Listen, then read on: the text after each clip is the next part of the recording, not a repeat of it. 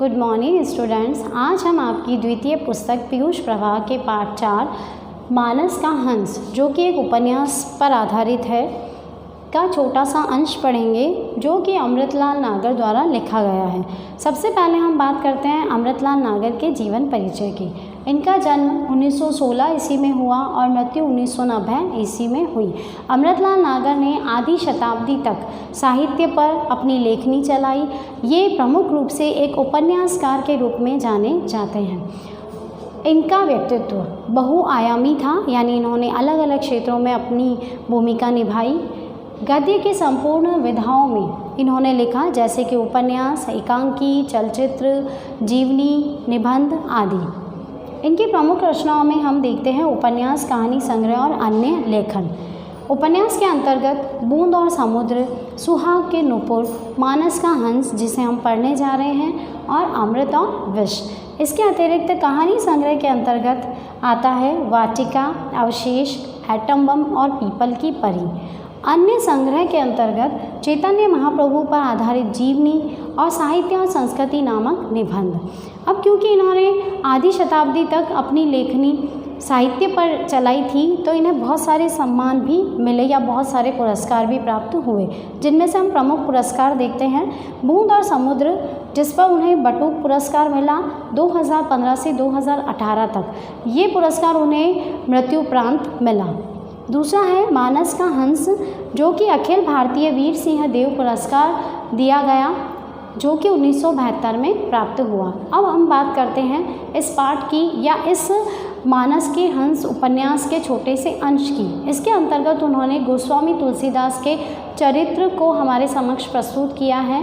गोस्वामी तुलसीदास जब अपना घर छोड़कर रत्नावली का त्याग करके आते हैं, उनका जो प्रेम है रत्नावली के प्रति, या वो जो पश्चाताप है रत्नावली के परित्याग का, उसे इस पाठ में उन्होंने बहुत अच्छे से प्रदर्शित किया है। तुलसीदास का जो अंतर्द्वंद है, रत्नावली की जो त्यागमयी मूर्ति है और उस समय का जो सामाजिक परिवेश या संस्कृति है, उसे इस उपन्यास के अंतर्गत उन्होंने बहुत अच्छे से प्रदर्शित करने का प्रयास किया। रत्नावली को भी इन्होंने त्यागमयी मूर्ति बताया और वो तुलसीदास के समक्ष एक तपस्विनी के समान बनती है, न कि बाधक बनकर सामने आती है। तुलसीदास और रत्नावली का जो संवाद है, अंत में बहुत ज़्यादा मर्म स्पर्शी प्रदर्शित किया गया है। तो आइए हम इस पाठ को पढ़ते हैं। स्टूडेंट्स, अमृतलाल नागर के जीवन परिचय को समझने के बाद और मानस का हंस के पाठ परिचय को पढ़ने के बाद हम प्रारंभ करते हैं इस पाठ को विस्तार से पढ़ना। गोस्वामी जी लौलार्क कुंठ के मठ में भगवान श्री कृष्ण की आरती करते हुए कृष्ण भक्ति का एक पद गा रहे हैं। मठ के आंगन में संभ्रांत भक्तों की भीड़ है। संभ्रांत का मतलब है जो भक्त वहाँ पर दर्शनों के लिए आए हैं। सभी उनके भजन पर मुग्ध हैं, क्योंकि वो बहुत अच्छा गाते थे। आरती के बाद दर्शनार्थियों को गोस्वामी जी कृष्ण भक्ति का महत्व बतलाते हैं। सभी अवतारों के प्रति श्रद्धा प्रकट करते हैं। जाकी रही भावना जैसी, प्रभु मूर्ति देखी तिन तैसी वाली अपनी चौपाई का भाव अपने प्रवचन में निरूपित करते हैं।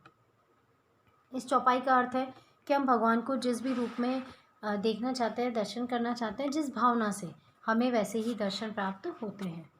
शिव के गुणगान करते हैं, लोगों को समझाते हैं, जैसे चुटकी में डोर सदी होने पर पतंग को आकाश में चाहे कहीं भी विचरे कोई बाधा नहीं पहुंचती, वैसे ही अपने इष्ट से सदकर भाव की डोर में बंधी हुई मन पतंग को सारे आकाश में उड़ाओ।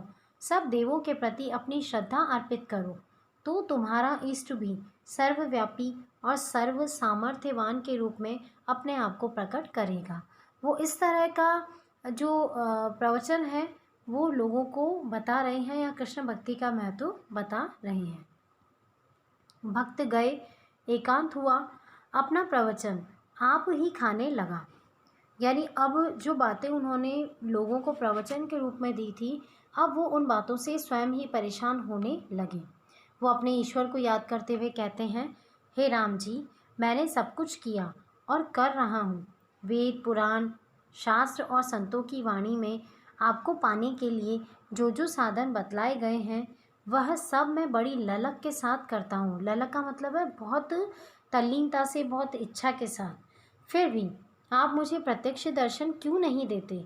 अब वो ईश्वर की आराधना और भक्ति करते हुए कहते हैं कि मुझे इतने बरस हो गए आपकी प्रार्थना, आपके दर्शन मुझे अभी तक प्राप्त नहीं हुए हैं।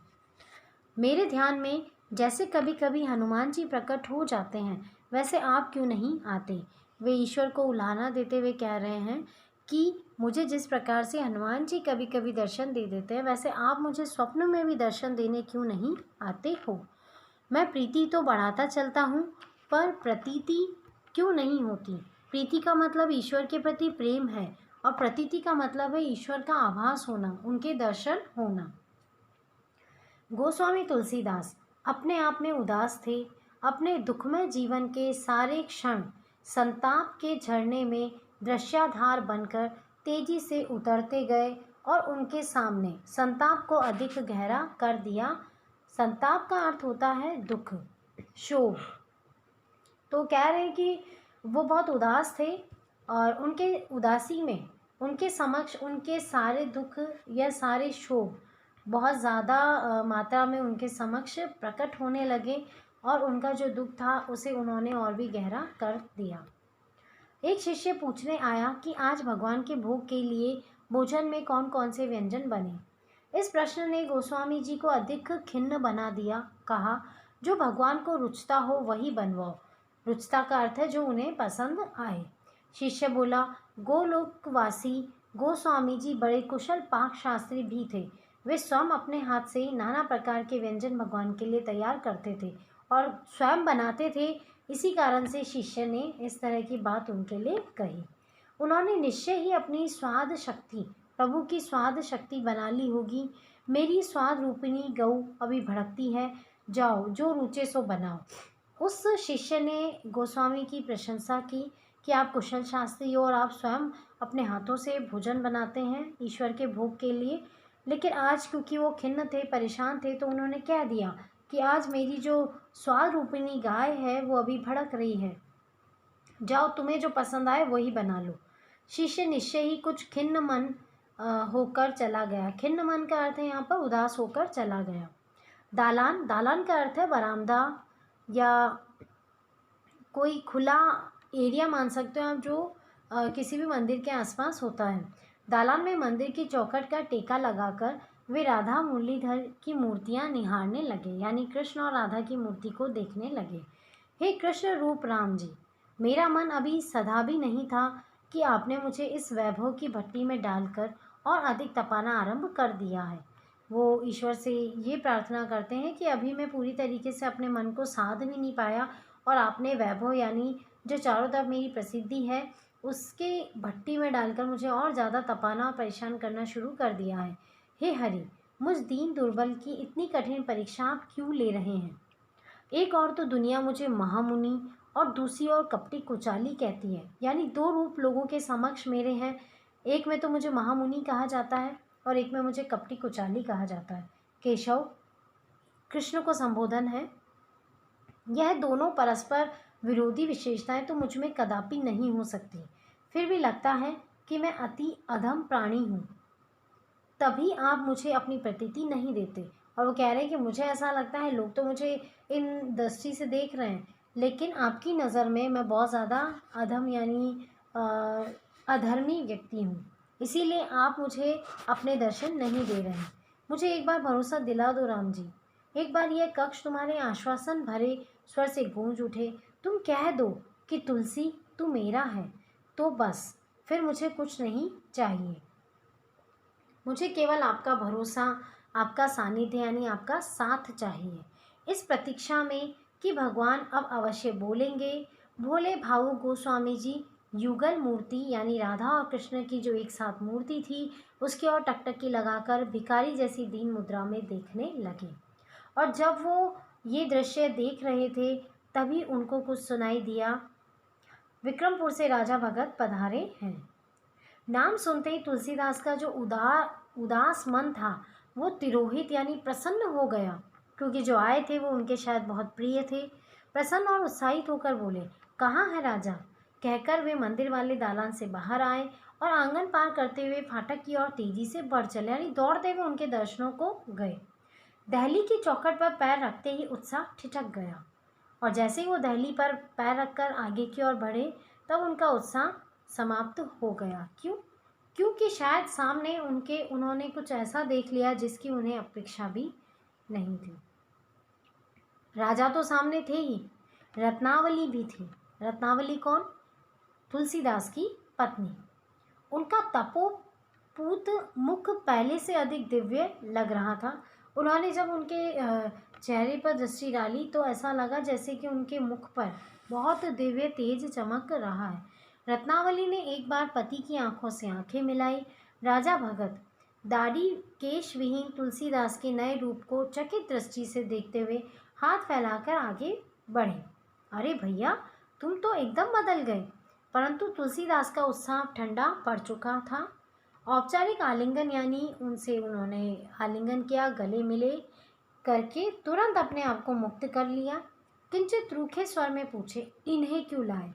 यहाँ इन्हें शब्द यहाँ रत्नावली के लिए है। वो बड़े ही रूखे स्वर में नाराज होकर उनसे बोले कि रत्नावली को यहाँ पर क्यों लाया गया है। रत्नावली तब तक तेजी से आगे बढ़कर उनके पैरों में गिर चुकी थी, यानी उन्हें प्रणाम किया। तुलसीदास ने अपने पैरों पर रत्नावली की उंगलियों का स्पर्श अनुभव किया। उस स्पर्श में इतनी तृप्ति थी कि पल भर के लिए मन से राम बिसर गए। वो कह रहे कि उस स्पर्श में एक क्षण के लिए उन्हें ऐसी तृप्ति मिली कि उनके मन से राम की भी विस्मृति हो गई। शेष ठहर न पाया। मृदुल स्वर में राजा से कहा, भीतर चलो, विश्राम करो, फिर बातें होंगी। और शिष्य की ओर देखकर उन्होंने प्रभुदत्त जो उनका शिष्य है उसे इशारा किया। आज्ञा सरकार, अपनी माताजी को ऊपर के कक्ष में पहुंचा दो। भगत जी के रहने की व्यवस्था मेरी बगल वाली कोठरी में करो। माताजी यदि गंगा स्नान के लिए जाना चाहे तो किसी को उनके साथ भेज दो। ऐसा आदेश उन्होंने रत्नावली के लिए दिया। रत्नावली जी के चेहरे पर पति के इन शब्दों ने संतोष की आभा प्रदान की और रत्नावली को प्रसन्नता हुई कि मेरे पति को मेरे आने पर खुशी हुई है। नहा धोकर रत्नावली मठ में लौट आई।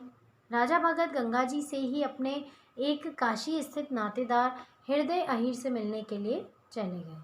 मठ के सारे शिष्यों और सेवकों को तब तक मालूम हो चुका था कि गोस्वामी जी की पत्नी आई है। सभी उनके प्रति अपना आदर भाव प्रकट कर रहे थे। एक बार तुलसीदास ने किसी भृत्य से माताजी के संबंध में पूछा तो पता चला कि वे रसोई घर में रसोइये को सहायता दे रही हैं। जब उन्होंने जानकारी प्राप्त करना चाहा कि रत्नावली कहाँ है तो उन्हें पता चला कि वो रसोई घर में मदद कर रही हैं। तुलसीदास के मन पर संतोष के भाव ने छाना चाहा पर छा न सका, यानी संतोष और तृप्ति की भावना उन्होंने महसूस करने की कोशिश की, लेकिन फिर भी वो संतोष की भावना उनके चेहरे पर नहीं आ पाई। लेकिन किसी प्रकार का असंतोष भी मन में न जगा। वे भागवत बाजते रहे, यानी वो भागवत पढ़ते रहे। भोजन के समय रसोई में वर्षों पूर्व नित्य मिलने वाला स्वाद आज फिर मिला, अर्थात आज रत्नावली के हाथों का भोजन बना था। संतोष हुआ। राजा से उन्होंने गांव जवार में सबकी खैर खबर पूछी कि आप जहाँ से आए हैं वहाँ पर सब लोग ठीक ठाक हैं। अपने रामायण रचने की बात, अयोध्या, मिथिला और सीतामढ़ी आदि यात्राओं की चर्चा भी उनसे की, पर रत्नावली के संबंध में एक शब्द भी नहीं पूछा। और उन्होंने जो भगत जी आए थे उनसे अपने मन की सारी बातें की, लेकिन रत्नावली के बारे में एक शब्द भी नहीं बोले। दूसरे दिन टोडर आए। तुलसीदास ने उनसे राजा भगत का परिचय कराया और पत्नी के आने की सूचना भी दी। तुलसीदास बोले, गंगाराम को इस बात की सूचना दे देना, हम चाहेंगे कि रत्ना देवी हमारे बाल मित्र की धन पत्नी के प्रति अपना आदर प्रकट करने जाए। टोडा उल्लसित स्वर में बोले, हाँ हाँ, वहाँ जाएंगी और मेरे यहाँ भी पधारेंगी। जिस दिन गढ़ जोड़े से महात्मा जी की जूठन गिरने का सौभाग्य मेरे घर को मिलेगा उस दिन मेरा जन्म सार्थक हो जाएगा। यानी टोडर ये कहना चाहते थे कि आप रत्नावली के साथ मेरे घर पर पधारें। 2-4 दिन बीत गए। इस बीच में तुलसी और रत्ना का आमना सामना एक बार भी न हुआ। तुलसी चाहते थे कि उन्हें हिरते फिरते रत्नावली की सूरत देखने का मौका मिल जाए, पर रत्नावली ने सतर्कतापूर्वक अपने आप को उनकी दृष्टि से बचाया। यानी रत्नावली ने पूरा प्रयास किया कि वो उनकी साधना में किसी प्रकार की बाधा न बने। हाँ, भोजन के समय उन्हें अपनी थाली में हर व्यंजन में रत्नावली के हाथ का स्पर्श मालूम पड़ता था, क्योंकि उनके भोजन की थाली रत्नावली ही तैयार करती थी। वे थाली के सामने बैठकर बार बार रत्नावली की छवि के साथ अपने मन में बंध जाते थे। पंडित गंगाराम के यहाँ सूचना पहुंची तो रत्नावली को लिवा जाने के लिए तुरंत उनके यहाँ से पालकी आ गई। लिवा जाने का मतलब है उन्हें ले जाने के लिए। रत्नावली प्रहलाद घाट गई तो भोजन का वह स्वाद भी चला गया। जब रत्नावली वहाँ से चली गई तो उनके भोजन में जो स्वाद उन्हें कुछ दिनों से महसूस हुआ था वो भी अब समाप्त हो गया। रात के समय वे और राजा बैठे हुए धर्म चर्चा कर रहे थे। रसोइया 2 गिलासों में दूध लेकर आया। तुलसीदास बोले, अरे भाई, गोसाई क्या बना हूँ कि 8 पहर तरमाल चापते चापते दुखी हो गया हूँ, यानी तुम मेरा इतना ध्यान मत रखा करो। एक घूंट पिया, मलाई चापते हुए मुंह बनाया, फिर मुस्कुराए, कहा, वारे राम जी, कहा तो एक वह दिन था कि कटोरी भर छाछ पाने के लिए मैं ललाता था। ललाता का मतलब तरसता था। और कहा, अब इस सौंधे दूध की मलाई को खाते भी खुन्नस लगती है, यानी अब मैं इस सेवा चाकरी से परेशान हो गया हूँ। राजा बोले, काहे खुनसाते हो भैया, तुम्हारी जिह्वा से भगवान जी स्वाद लेते हैं कि जो तुम्हें भोग लगाया जाता है वो भोग भगवान तक भी पहुँचता है।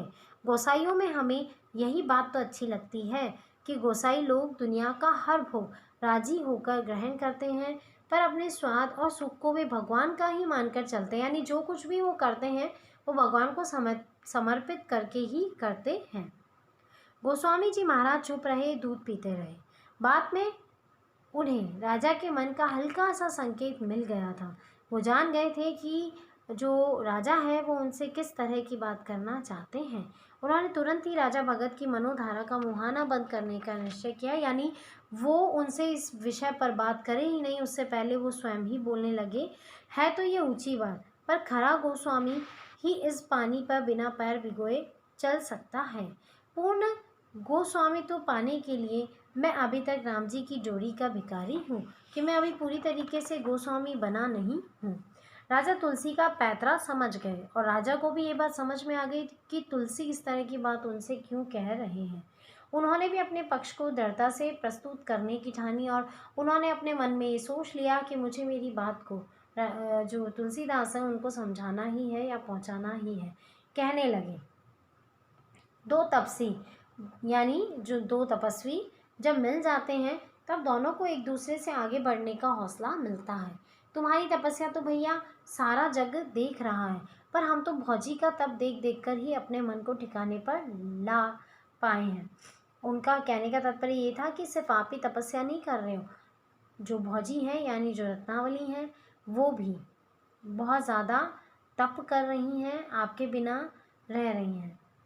इस कलिकाल में ऐसा कठिन जोग साधने वाली जोगिन मैंने नहीं देखी। और वह रत्नावली की प्रशंसा करते हुए कहते हैं। तुलसी चुप रहे। रत्नावली की कठिन साधना के प्रति अपने मित्र के उद्गार सुनकर उन्हें भला लगा। उन्हें वैसा ही संतोष हुआ जैसा कि अपने संबंध में सुनकर होता, और उन्हें बहुत शांति मिली कि वो रत्नावली की इस प्रकार से प्रशंसा कर रहे हैं या उसके किए हुए तप को समझ रहे हैं। और यह संतोष जिस तेजी से अपने चरम बिंदु पर पहुंचा, उससे ही मन का पर्दा फड़फड़ाकर पलट भी गया। और जैसे ही उन्होंने इस भाव को महसूस किया, तुरंत ही उनका भाव बदल गया। उन्होंने अपने आप को कस लिया। कुछ क्षणों के लिए भूला हुआ राम नाम फिर से घट में यानी अपने हृदय में गुंजाना आरंभ कर दिया। राजा कह रहे थे, गांव में तुम्हारी रुचि की रसोई बनाती रहीं और किसी भूखे कंगले को खिलाती थी, यानी आपकी याद में इन्होंने वहाँ पर जो भोजन आपको पसंद है वैसा भोजन बनाया और किसी भूखे कंगले को खिलाती रहीं। आप बिना चुपड़ी बिना साग भाजी से 2 रोटी खाकर अपने दिन बिताती हैं और स्वयं बिना चुपड़ी भी बिना साग भाजी के जैसे तैसे जो खाना मिलता वो खाकर दिन बिताती हैं। रोज़ तुम्हारी धोती धोती हैं, तुम्हारी पूजा की सामग्री लगाती हैं, तुम्हारे बैठके में झाड़ू लगाती हैं, तुम्हारी एक एक चीज़ को सहेज संभाल कर रखती हैं। कहाँ तक कहें भैया, भौजी जैसी तपस्विनी हमने देखी नहीं कि वो आपकी अनुपस्थिति में बहुत ज़्यादा तपस्या कर रही हैं। तुम घर से निकल गए तो उन्होंने अपनी भक्ति से तुम्हें अभी तक घर में ही बांध रखा है। तुम घर से कई साल पहले निकल चुके हो, लेकिन उन्होंने अपनी भक्ति के माध्यम से तुम्हारे प्रति जो श्रद्धा है उसके माध्यम से अभी तक तुम्हें घर में ही बांध कर रख रखा है, यानी घर में ही महसूस करती हैं। मन का राम शब्द राजा की बातों से उपजे संतोष से बीच बीच में बिसरने लगा, यानी भूलने लगा। यहाँ आने पर रत्नावली की देखी हुई एक झलक उनके मन के दृश्य पट पर बार बार आने लगी। उनको बार बार रत्नावली का वो पहला दृश्य दिखाई देने लगा। पर्दा दर पर्दा मन में यह इच्छा भी होने लगी कि एक बार उन्हें फिर देखे, बातें करे। मन की इस गुदगुदाहट से राम शब्द फिर प्रबल हुआ। वे दूध का गिलास रखकर कुल्ला करने के बहाने उठ पड़े। एक मन कह रहा था चेत, और दूसरा रत्नावली की मनोछवि निहारने में ही अटका हुआ था। यानी वो एक मन से तो अपने आप को उत्तेजित करने का प्रयास कर रहे थे कि नहीं, तुझे उन सब बातों में नहीं जाना है, और दूसरी तरफ वो कह रहे हैं कि उनका जो मन था वो रत्नावली की वो मन को हरने वाली छवि देखने के लिए ही अटका हुआ था। कुल्ला करके दोनों जने जब फिर अपनी अपनी चौकियों पर बैठे तो राजा ने कहा, सीता जी के बिना राम जी कभी सुखी नहीं रह पाए थे। तुमसे अधिक भला और कौन इस बात को समझ सकता है। तुमने तो सारी रामायण रच डाली है। जब रावण उन्हें हर ले गया था तो भी, और जब उन्होंने उन्हें धोबी की निंदा के कारण वाल्मीकि मुनि के आश्रम में भेज दिया, तब भी राम जी सुखी नहीं रह पाए। बायां अंग जब कट जाए तब भला दाया कैसे सुख पा सकता है। वो इस बात से तुलसीदास को ये समझाना चाहते थे कि आपके बिना जो रत्नावली हैं वो बहुत अकेली हैं या परेशान हैं, आप उन्हें अपने साथ में रख लें। तुलसीदास को ये बातें कहीं पर अच्छी लग रही थी और कहीं वे इस ओर से उचटने का प्रयत्न भी कर रहे थे। यानी उनकी बातें सुनकर तुलसी को आनंद की प्राप्ति भी हो रही थी और एक तरफ वो इस बात से भागना भी चाह रहे थे। खाली का बैंगन कभी इधर लुढ़कता और कभी उधर। तुलसी ने लेटकर चादर तानते हुए राजा की वागधारा यानी जो वो बोल रहे थे को आगे बढ़ने से रोकने के लिए कहा, अच्छा अब हम विश्राम करें, यानी वो बात को टालने लगे। लेट गए, चद्दर तान ली, करवट बदल ली, राम राम भी जपना प्रारंभ कर दिया। पर रत्नावली जो थी वो उनके मन से हट ही नहीं रही थी। बार बार उन्हें रत्नावली का चेहरा दिखाई दे रहा था। इच्छा होने लगी कि रत्नावली उनके पास आए, उनसे अपना सुख दुख कहे। मैं राम के लिए तड़पता हूँ, उसी स्थिति में वो मेरे लिए तड़प रही है। राम जी कदाचित मुझे इसलिए दर्शन नहीं दे रहे हैं कि मैं रत्नावली से निठुराई बरत रहा हूँ। और फिर उनके मन में ये सवाल आया कि क्या पता राम जी मुझे इसलिए दर्शन नहीं देते कि मैंने किसी का दिल दुखाया है और रत्नावली के साथ इतना कठोर व्यवहार कर रहा हूँ। रख लूँ अपने पास, उसे संतोष मिलेगा तो कदाचित राम जी भी मेरे प्रति दयालु हो जाएंगे। उन्हें ऐसा लग रहा है कि अगर वो रत्नावली को अपने साथ रखते हैं तो शायद राम जी भी उनके प्रति दया की भावना रखेंगे और उन्हें दर्शन देंगे। तुलसी का मन कभी ऊहापोह में रहता और कभी झटके के साथ उस मोह से अपने को उबार कर राम शब्द में लीन होने का प्रयत्न करता। यानी तुलसीदास जी जो है वो ऊहापोह की स्थिति होती है जिसमें कुछ समझ नहीं पाता इंसान कि मुझे क्या करना है, असमंजस की स्थिति। उन्हें रात में अच्छी नींद ना आई क्योंकि रात भर वो विचार करते रहे। सवेरे पंडित गंगाराम के यहाँ से न्योता आया, उन्हें कहला दिया कि वे नहीं आएंगे। उन्होंने मना कर दिया कि मैं नहीं चलूँगा। टोडर आए तो उन्होंने भी अपना प्रस्ताव दोहराया। कहा, महात्मा जी आप दोनों ही एक दिन मेरी कुटिया पर अवश्य पधारेंगे, यानी आप दोनों को मैं साथ दर्शन देखना चाहता हूँ। तुलसीदास को लगा कि राम उनकी परीक्षा लेने के लिए ही यह प्रस्ताव टोडर के मुख से कह रहे हैं। उन्हें ऐसा लगा कि शायद राम मेरी परीक्षा लेना चाहते हैं कि क्या मैं उनके मुंह में फंसा हूँ या मैं रत्नावली के मुंह में फंसा हूँ, और इसीलिए वो टोडर की बात को मना करने लगे। वे बोले, विरक्त अब फिर से राग के बंधनों में नहीं बंध सकता है, आप उन्हें अब यहीं रहने दें महात्मा जी। फिर वो कहते हैं कि आप रत्नावली को अपने साथ यहीं पर रहने के लिए जो है कह दें। बात पूरी भी ना हो पाई थी, गोस्वामी जी ने उसे झटके से काट दिया। यानी उनकी बात खत्म होने से पहले ही गोस्वामी जी ने उनकी बात को काटा और उत्तेजित स्वर में बोले, क्या तुम चाहते हो कि मैं अपने अथवा अपनी पत्नी के सुख के लिए समाज की आस्था को अधर में ही लटका दूं? यह असंभव है टोडर। और उन्होंने बड़े ही कठोर स्वर में इस तरह का आदेश टोडर को दिया कि मैं अपनी सुख के लिए, अपनी पत्नी के सुख के लिए समाज कि मेरे प्रति जो आस्था है ना उसको मैं रास्ते में ही अटका नहीं सकता। क्षमा करें महात्मा जी, किंतु इससे लोगों की आस्था क्यों बिखरेगी। लेकिन उनका प्रश्न हुआ कि अगर रत्नावली यहाँ रहती है तो लोगों की आपके प्रति आस्था क्यों खराब होगी। वल्लभ गोस्वामी जी की घर गृहस्थी उनके साथ रहती थी, फिर भी उन्होंने मोक्ष का प्राप्त किया। यानी ज़रूर नहीं है कि ईश्वर की आराधना के लिए आपको अपनी पत्नी का त्याग करना ही पड़े। तुलसी ने मीठी झिड़की देते हुए कहा, यानी मीठी शिकायत करते हुए कहा, तुम समझते क्यों नहीं हो टोडर, आज का समय वल्लभाचार्य जी के दिनों जैसा नहीं है, यानी समय बदल चुका है। आज लोगों की सोच कुछ अलग तरह की है। कबीरदास जी वाला समय भी बीत गया है। यह घोर कलिकाल है। नैतिकता का इतना ह्रास हो गया है कि उससे यदि एक स्तर तक उठाए न रखा जाएगा तो फिर सारा संसार अनैतिकता की लपेट में आए बिना कदापि नहीं रह सकता। वो उनको समझाने का प्रयास करते हैं और अप्रत्यक्ष रूप से वो यही कहना चाह रहे हैं कि समय ऐसा है कि मैं रत्नावली को अपने साथ में नहीं रख सकता हूँ। टोडर चुप हो गए। राजा भगत ने इस बार तुलसी रत्नावली का मेल कराने के लिए पूरा षड्यंत्र रचा था, लेकिन जो राजा भगत थे उन्होंने इस बार पूरा प्रण कर लिया था अपने मन में कि मैं तुलसी और रत्नावली को मिलवा कर ही रहूँगा, या रत्नावली को यहाँ रहने के लिए आज्ञा दिलवा कर ही रहूँगा। उन्होंने पंडित गंगाराम, टोडर, यहाँ तक कि कैलाश कवि को भी अपने पक्ष में कर लिया था। गंगाराम आए, उन्होंने कहा कैलाश आए हैं। उन्होंने कहा मठ में रहने वाले शिष्यों ने भी कहा माता जी परम विदुषी हैं, उनके यहाँ रहने से हमारे अध्ययन में बड़ी सहायता मिलेगी। कि जो माता जी हैं, रत्नावली जो है वो बहुत ही ज़्यादा विदुषी हैं, बहुत ज़्यादा समझदार हैं, वो हमें हमारे अध्ययन में मदद करेंगी। लेकिन तुलसी नहीं चाहते थे। तुलसी सुनते, ऊपर से विरोध भी करते, परंतु उनका मन यही कहता था कि रत्नावली को पास रखकर यदि अपना ध्यान साधो तो अधिक सुगम रहेगा। और उनका मन तो यही कह रहा था कि मैं रत्नावली को अपने साथ रख लूँ तो मेरी जो साधना है उसमें मुझे मदद ही मिलेगी, लेकिन वो ऊपरी तौर पर इस बात का विरोध कर रहे थे। काम विकार कभी ना कभी मुझे सता तो जाता ही है, उससे कहीं अच्छा है कि मेरा यह विकार धर्म सम्मत होकर ही शांत रहे। मन का हाला डोला उन्हें तरह तरह से मंथित करने लगा, यानी वो बहुत ज़्यादा ऊहापोह और असमंजस की स्थिति में पहुंच गए। एक दिन नाथू जब उनके बाल बनाने आया तो उसी समय मठ के द्वार पर रत्नावली जी की पालकी भी आ लगी। नाथू उनके यहाँ बाल काटने के लिए आने वाला व्यक्ति है। रत्नावली जी पालकी से उतरकर ऊपर चली गई। नाथू गोस्वामी जी की सेवा में पहुंचा, उनके चरणों में ढोका, यानी उन्हें प्रणाम किया। उसने अपनी किस्वत से उस्तरा और पत्थर निकालकर उस्तरे को पहनाना शुरू किया। पहनाने का मतलब है उसकी धार को तेज करना शुरू किया।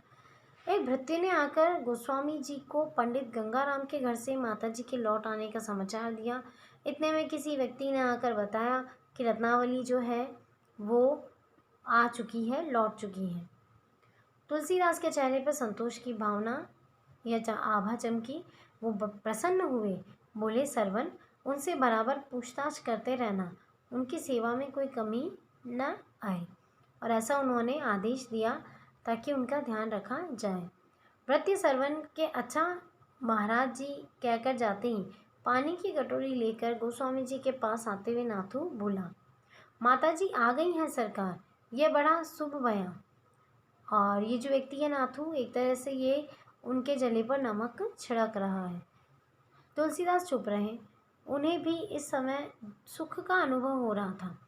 गोस्वामी जी की ठोड़ी को पानी से तर करके मींचते हुए नाथू ने फिर अपना राग अलापना शुरू किया, यानी अपनी बातें कहना शुरू किया। ये दुनिया वाले लोग बड़े अजीब होते हैं महाराज। कलयुग में सबका मन काला हो गया है।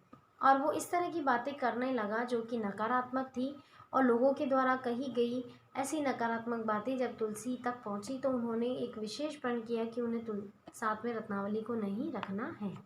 तुलसी आंखें मीचे मौन बैठे सुखानुभव करते रहे। सुखानुभव इसलिए क्योंकि जब उन्होंने अपनी आंखें मूंद रखी थी तो उन्हें रत्नावली के दर्शन हो रहे थे।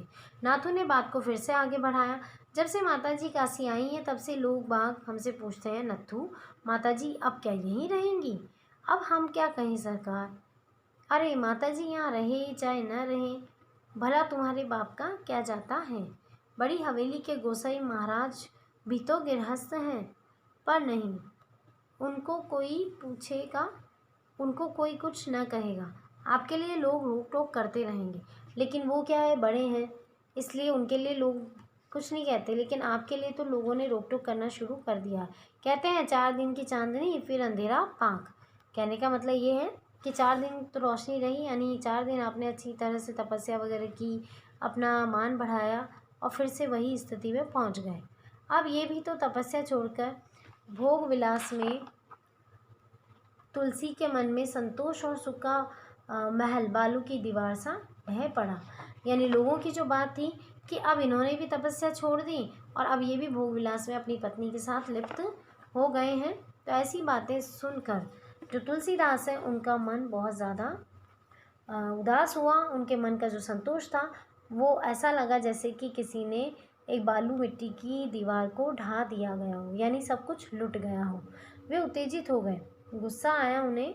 इस प्रसंग को अब यहीं पर समाप्त कर दो नत्थु, और उसे आदेश दिया कि तुम इस तरह की बात मुझसे दोबारा नहीं करोगे।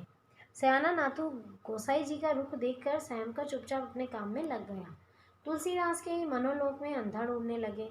यानी अब वो चुपचाप अपना काम करने तो लगा, लेकिन उसे जो बात तुलसीदास तक पहुंचानी थी या जो लोगों के द्वारा कही गई नकारात्मक बातें थीं, लोग उनके बारे में क्या सोचते हैं, क्या विचार रखते हैं, तो उस बारे में उन्हें बताना नत्थु का काम था। और अब उनके मन में एक अंधड़, एक तूफान सा उठने लगा है। कभी अपने ऊपर, कभी दुनिया पर और कभी रत्नावली तथा राजा पर क्रोध आता कि वो उनकी शांति भंग करने के लिए यहाँ क्यों आए। वो कभी कभी गुस्सा होने लगते, अपने मन में ही सोचते रहते कि मेरी ज़िंदगी अच्छी भली चल रही थी, क्यों राजा उस रत्नावली को यहाँ लाए और मेरी शांति भंग कर दी। हजामत बनती रही, सिर और गालों पर उस तरह चलता रहा। जिस तरह से उस तरह चल रहा है उसी तरह से उनके दिमाग में भी बहुत सारे विचार चल रहे हैं। बार बार पानी मींजा जाता रहा, पर तुलसीदास का मन इन सब बाहरी क्रियाओं से अलिप्त होकर अपनी करुणा से आप ही विगलित होने लगा। यानी तुलसीदास पर इस तरह की बातों का कोई प्रभाव नहीं पड़ रहा था। उनके साथ बाहर क्या हो रहा है, वो तो अंदर ही अंदर बहुत ज़्यादा सोच विचार कर रहे थे, परेशान हो रहे थे। मन जब अपनी विकलता को सह न पाया तो अपनी आदत के अनुसार राम जी के चरणों में शांति पाने के लिए दौड़ पड़ा। हे दीन बंधु, सुख सिंधु कृपा कर, कारुणिक रघुराई। उन्होंने बहुत सारे समुद्रों के साथ में अपने ईश्वर को पुकारा कि ईश्वर मुझ पे करुणा करो। सुनिए नाथ, मेरा मन त्रिविध ताप से जल रहा है, वह बोरा गया है यानी पगला गया है। कभी योगाभ्यास करता है यानी योग साधना करता है, और कभी वह षट भोग विलास यानी भोग विलास की तरफ भी आकर्षित होता है। वह कभी कठोर बन जाता है और कभी दयावान बन जाता है। वो अपने मन के बारे में इस तरह की बातें ईश्वर से कर रहे हैं। कभी दीन, कभी मूर्ख कंगाल और कभी घमंडी राजा बन जाता है। कभी धन का लालच सताता है, कभी शत्रु भय सताता है और कभी जगत को नारी में देखने लगता है। मैं अपने मन से बड़ा ही दुखी हूँ रघुनाथ। उनके कहने का तात्पर्य है कि मेरा जो मन है ना, वो इस समय बड़ा ही चंचल हो रहा है। मैं पूरी तरीके से इन सारी बातों के बीच में फंस रहा हूँ, मैं उससे बाहर निकल नहीं पा रहा। संयम, जप, तप, नियम, धर्म, व्रत आदि सारी औषधियाँ करके हार चुका हूँ, लेकिन वह मेरे काबू में नहीं आ रहा। वो अपने मन के लिए कह रहे हैं कि मैंने हर तरह से प्रयास कर लिया, लेकिन मेरा जो मन है वो बड़ा ही विचलित है। कृपा करके उसे निरोगी बनाइए, अपने चरणों की अटल भक्ति देकर उसे शांत कीजिए। नाथ, मैं अब बहुत तप चुका हूँ। बंद आँखों से आंसू टपकने लगे और ऐसा विचार करते करते वो परेशान हो रहे थे। नाथू ने जो यह देखा तो अपना उस्तरा रोक दिया। उसे एहसास हुआ कि शायद तुलसी जो है उनकी आंखों से आंसू बहने लगे हैं। इसका मतलब ये अंदर ही अंदर कुछ सोच विचार कर रहे हैं। उसके उस्तरे और हाथ का स्पर्श हटते ही तुलसीदास का जो बाहरी होश था वो आ गया, यानी उन्हें होश आया। उन्होंने आंखें खोली, भरी हुई आंखें खोलकर एक बार देखा, फिर पास रखे हुए अंगूठे से आंखें पोंछकर बोले, तुम अपना काम करो नत्थु, मेरा मन तो राम बावला है, कभी हंसता है कभी रोता है, कि तुम अपना काम कर लो। मैं अपने मन में कभी तो राम को याद करता हूँ तो वो हंसता है, कभी उसके लिए रोता भी है। नाथू जब अपना काम करके जाने लगा तो तुलसीदास बोले, अब जो कोई तुझसे पूछे तो कह देना कि माताजी अपने मोहवश 4 दिन के लिए आई हैं, शीघ्र ही चली जाएंगी। और वो नत्थु के माध्यम से इस तरह का संदेश देते हैं कि लोगों से कह देना कि जो रत्नावली है वो थोड़े दिन के लिए आई है और अब वो चली जाएगी। काहे महाराज रहे ना। 2 ही दिनों में मठ के सारे लोग उनकी बड़ाई करने लगे। गोसाई लोग तो गृहस्थाश्रमी होते ही हैं। फिर वो बात बदलते कहता है कि नहीं, आप उनके साथ रह सकते हो। मैं दूसरे गोसाइयों की तरह अनीति की चाल पर कदापि नहीं चल सकता। गोस्वामी तुलसीदास उन्हें मना करते हैं और उसके लिए बहुत सारे तर्क देते हैं। मैंने गृहस्थाश्रम का त्याग किया सो किया, अब मैं फिर से उसमें नहीं लिप्त हो सकता। उनके चेहरे पर हठभरी अहमता दिखाई दी। अब उन्होंने बड़े अहंकार के साथ इस बात को बोला। थोड़ी देर के बाद ही उन्होंने नौकर को बुलवाकर रत्नावली जी को कहलवाया कि वे शीघ्र राजापुर लौट जाएं। रत्नावली ने उसी दास के साथ कहलवाया कि वे उनसे मिलना चाहती हैं।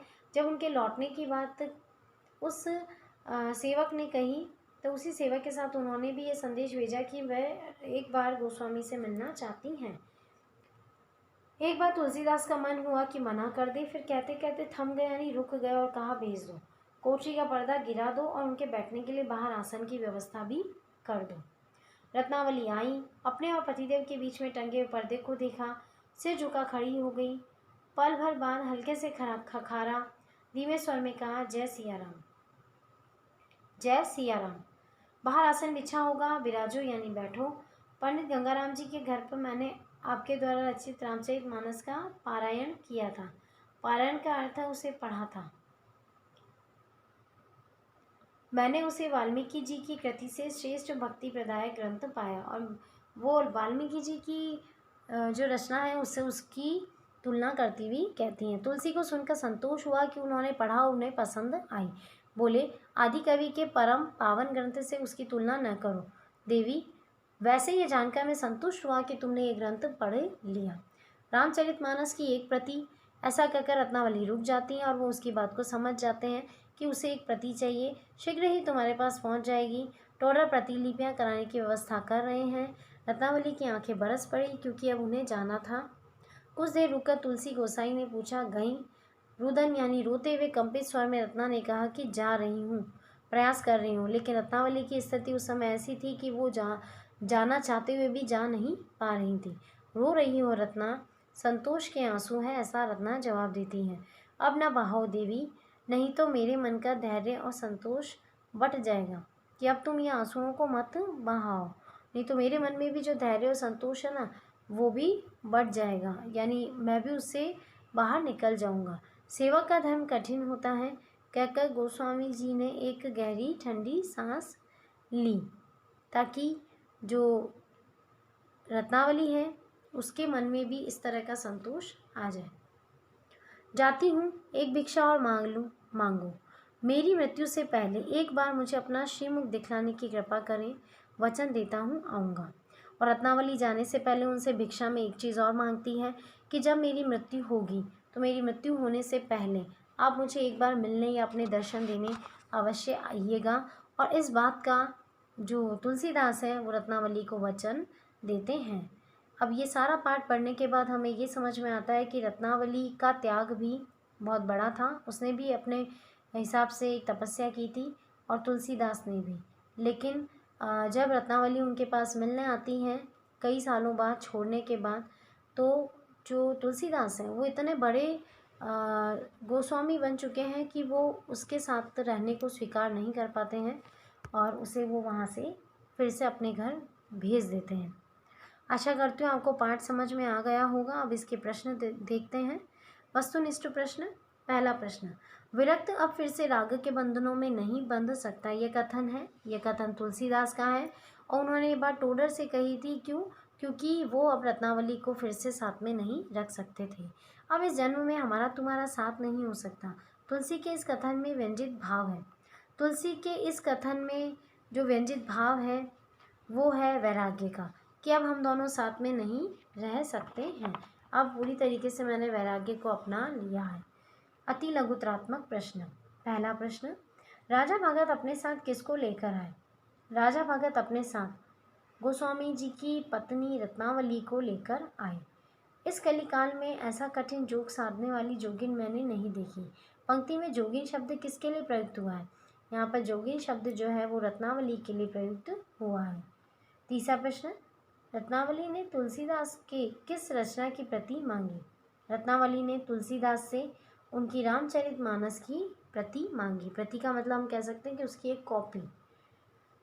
चौथा प्रश्न, विदाई के समय भिक्षा के रूप में रत्नावली ने क्या विनती की? विदाई के समय रत्नावली ने भिक्षा के रूप में श्री कृष्ण जो गोस्वामी हैं उनसे ये मांगा कि जब मेरी मृत्यु होने वाली होगी तो एक बार आप मुझे अपना मुख दिखाने अवश्य आओगे और वो इसका वचन देते हैं। लघुत्रात्मक प्रश्न। केशव, यह दोनों परस्पर विरोधी विशेषताएं मुझ में कदापि नहीं हो सकती। तुलसी के इस कथन में व्यक्त पीड़ा का उल्लेख कीजिए।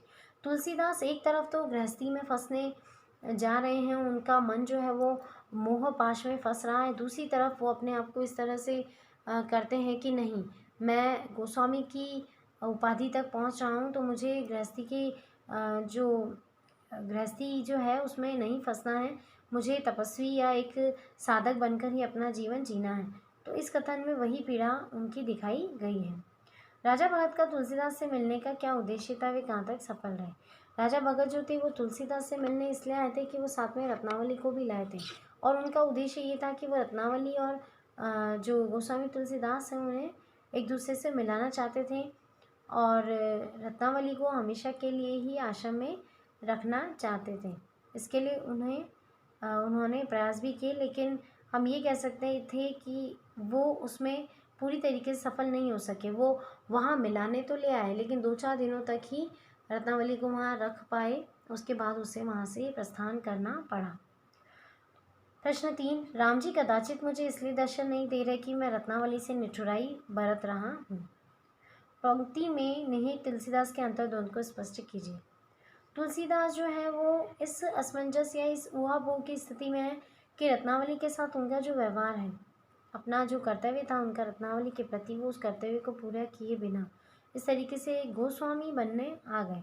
तो यहाँ पर उनके मन में बार बार ये प्रश्न आता है कि कहीं ऐसा तो नहीं कि मैं क्योंकि रत्नावली की परवाह नहीं कर रहा, रत्नावली की ओर ध्यान नहीं दे रहा, बिल्कुल इसी तरीके से मैं ईश्वर की आराधना कर रहा हूँ, तपस्या कर रहा हूँ, उनके लिए जाग रहा हूँ, लेकिन फिर भी जो राम है वो मुझे दर्शन नहीं दे रहे, तो शायद इसका कारण रत्नावली से निठुराई बरतना ही है।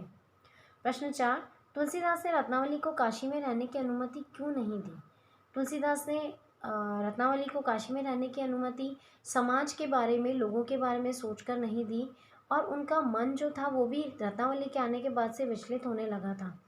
तो उनका जो विचलन था उसी कारण उन्हें आभास हुआ कि रत्नावली अगर यहाँ रहेगी तो मेरी जो तपस्या या साधना है या ईश्वर भक्ति है उसके अंदर ये बाधा बन सकती है। साथ में लोगों का भय भी था कि लोग मेरे बारे में किस तरह की बात करेंगे। निबंधात्मक प्रश्न। सेवक का धर्म कठिन होता है, कथन के आधार पर तुलसीदास के व्यक्तित्व व तत्कालीन सामाजिक परिदृश्य का चित्रण कीजिए। तुलसीदास के व्यक्तित्व के बारे में आप अपने मन से लिख सकते हैं, और तत्कालीन सामाजिक परिवेश भी हमने जो कुछ भी पढ़ा उसके आधार पर आप बता सकते हैं कि किस तरह का था। लोगों की धारणा जो थी वो संकीर्ण थी, लोगों के मन में बहुत अलग तरह की सोच थी, और उसी सोच को यहाँ हमने इस पाठ में देखा। रत्नावली का चरित्र आदर्श भारतीय नारी का प्रतिबिंब है। पाठ में आए घटनाक्रम के आधार पर स्पष्ट कीजिए। रत्नावली के बारे में हमने जो कुछ भी पढ़ा या समझा है, आप उस आधार पर इस प्रश्न के उत्तर को लिख सकते हैं कि रत्नावली का जो चरित्र है वो आदर्श भारतीय नारी का प्रतिबिंब है, क्योंकि आदर्श भारतीय नारी को प्रारंभ से यही सिखाया जाता है कि जो पति होता है वही उसके लिए ईश्वर के समान है, और पति की सेवा करना है उसका धर्म है। और यहाँ पर रत्नावली को अपने पति के प्रति ये सारा भाव रखते हुए दर्शाया गया है। अब हमारा जो पाठ है वो भी समाप्त हो चुका है, और उसके प्रश्न उत्तर भी हम देख चुके हैं। आशा करती हूँ आपको बहुत अच्छे से समझ में आ गया होगा। Thank you.